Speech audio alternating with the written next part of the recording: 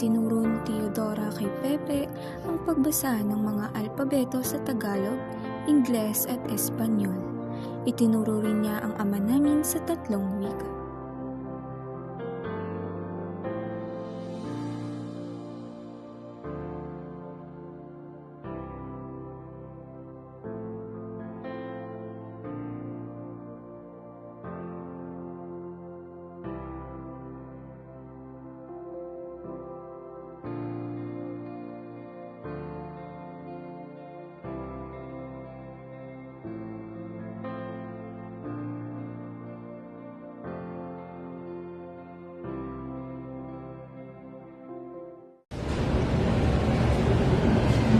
Pepe, sit down.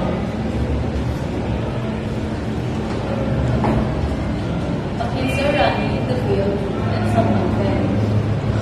Pepe, are you listening? Son, do you know about the table of mud? No, mother.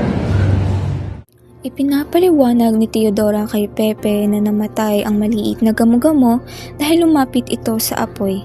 Sinabihan na ng inang gamo-gamo ang maliit na gamo-gamo na lumayo sa apoy dahil masusunog ang mga pakpak nito, ngunit matigas ang ulo ng maliit na gamo-gamo at lumapit pa rin sa apoy, kaya't ito ay namatay. So Pepe, don't be hard than it should be. But I'm not more than you thought, mother. I'm a brave child.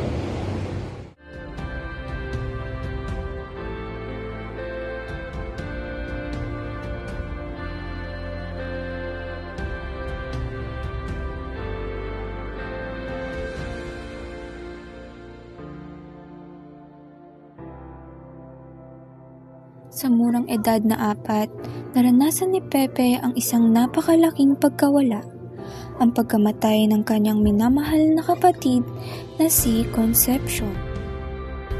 Nagpatuloy ang pag-aaral ni Pepe sa tulong ng mga pribadong tutor, sina Celestino, Lucas Padua at Leon Monroy.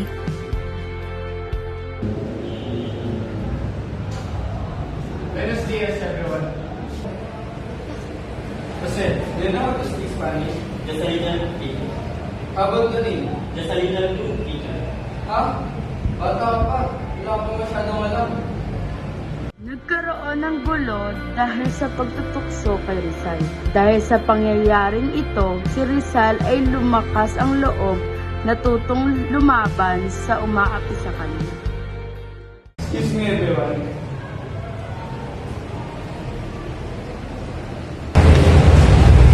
Hi, Sir Jongo.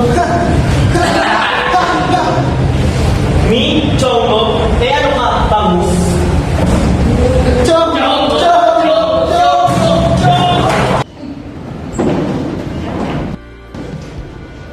What's happening here? I said, what's happening here?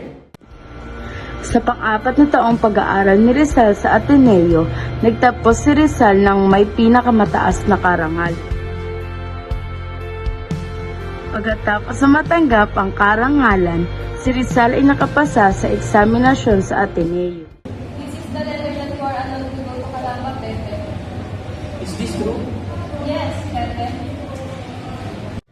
Ipinasok ni Francisco si Pepe sa isang paaralan sa Binyan, kasama ang kanyang kapatid na si Pasiano.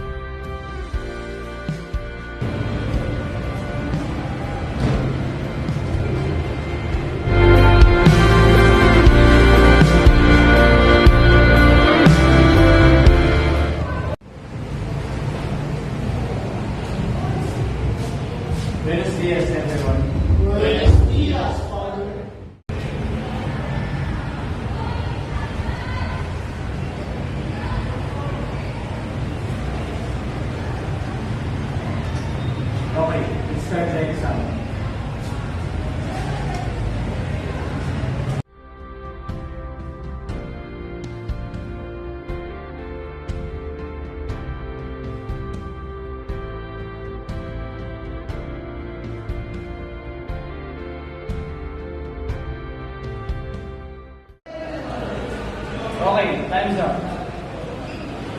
Pepe, please collect the test papers.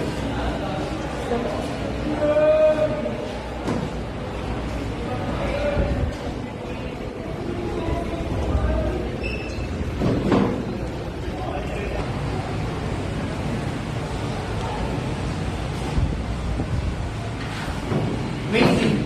Congratulations, Pepe. You passed the exam.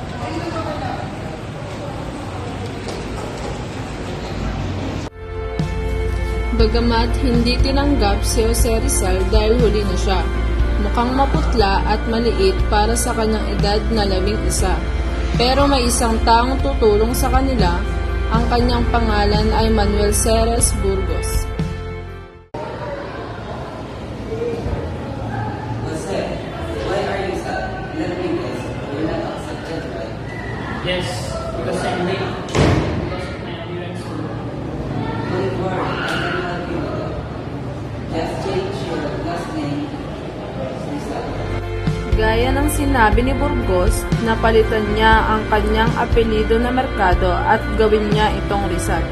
Pagkatapos niya palitan ang kanyang apelido, sa wakas at natanggap siya sa Universidad ng Ateneo.